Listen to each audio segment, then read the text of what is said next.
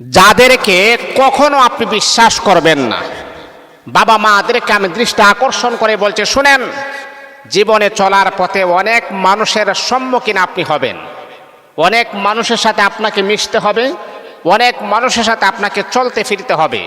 আমি আপনাকে সাজেস্ট করব, এমন কিছু ব্যক্তি আছে, পুরুষ হোক আর নারী হোক, তাদেরকে কখনো আপনি বিশ্বাস করবেন না। যদি আপনি বিশ্বাস করেন, সবচাইতে বড় ভুলটা আপনি করলেন। একটা কথা আছে না, নিজের পায়ে নিজে কুড়াল মারলেন, নিজের ধ্বংসটা নিজেই টেনে আনলেন। তাদেরকে বিশ্বাস করা মানে আগুনে জাপ দেওয়ার সমান, তাদেরকে বিশ্বাস করা মানে নিজের পায়ে নিজে কুড়াল মারার সমান, তাদেরকে বিশ্বাস করাই মানে হচ্ছে নিজের ধ্বংসটা নিজেই আমি টেনে নিয়েছি। আমি আপনাদেরকে সাজেস্ট করব, তাদেরকে কখনো বিশ্বাস করবেন না। তারা কারা? আজকে তাদের পরিচয় সম্পর্কে আপনাদের সামনে আমি তুলে ধরব, তাদের পরিপূর্ণ ডিটেলস সম্পর্কে আমি তুলে ধরব। এই বিষয়গুলো জানার পরে একটু সতর্ক হবেন, এই বিষয়গুলো জানার পরে একটু অ্যাক্টিভ থাকবেন। বিশ্বাসটা যদি আপনি না করেন, তাহলে আপনি বিপদের সম্মুখীন হবেন। আমার কথাগুলার মূল মাকসাদ হচ্ছে মানুষকে সতর্ক করা, যাতে করে মানুষের কোনো রকমের কোনো বিপদগ্রস্ত যেন না হয়ে যায়।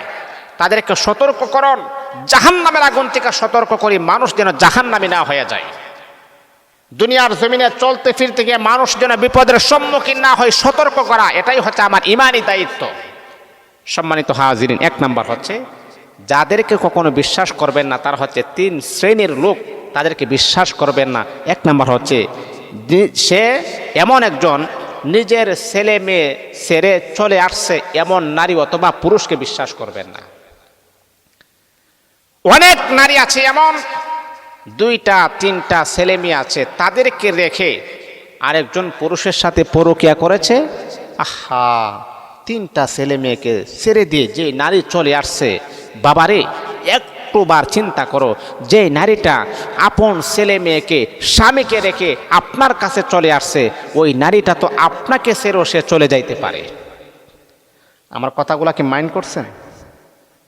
আমি কথাটা আবার রিপিট করি, জন্মদাতা মা 10 মাস 10 দিন সন্তানকে লালন পালন করার পরেও ওই সন্তান 1টা নয় 2টা নয় 3টা সন্তানকে রেখে যদি সে আপনার কাছে আসতে পারে, তাহলে আপনার সম্পদ, আপনার টাকা পয়সা আত্মসাৎ করে আপনাকে ছেড়ে সে চলে যাইতে পারে না, এমন বিশ্বাসটা আপনি আমাকে দেন।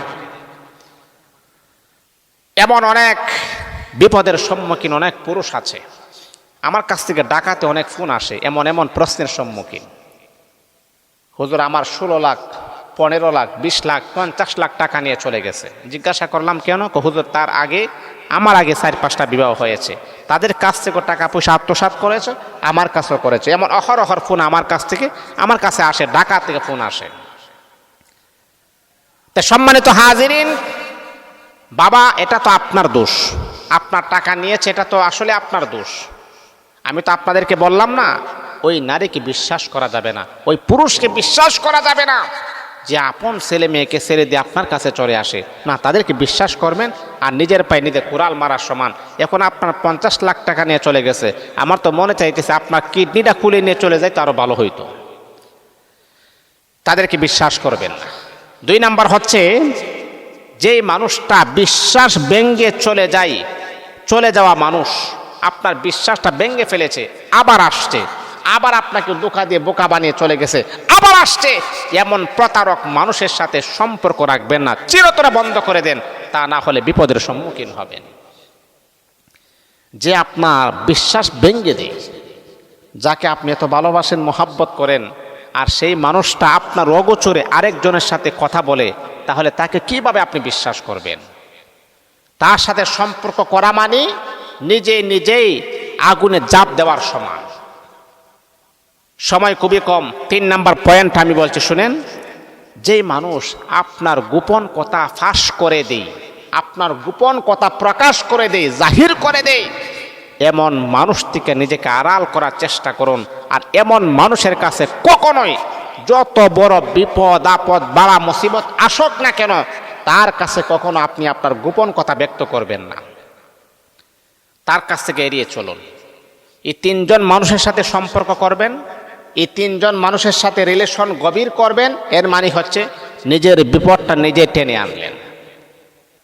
কারণ কখনো কাহারও গোপন কথা প্রকাশ করবেন না। যত বড় বিপদ আসুক, যত বড় বালা মুসিবত আসুক, ওই মানুষটা দুর্বলতার কথা কখনো সুযোগ পেয়েও আপনি ব্যক্ত করার চেষ্টা করবেন না। আপনি আজকে আরেকজনের গোপন কথা প্রকাশ করে দিয়ে তার মান সম্মান ধূলিসাৎ করেছেন। আল্লাহ পাক রব্বুল আলামিন এক সময় আপনার গোপন কথা প্রকাশ করে আপনাকে জনগণের সামনে লাথি মারার কাজ করাইয়া দিবেন। এই জন্য কাহারও গোপন কথা প্রকাশ করবেন না। আল্লাহ পাক আমাদের সকলকে বুঝার, আমল করার যেন তৌফিক দান করুন।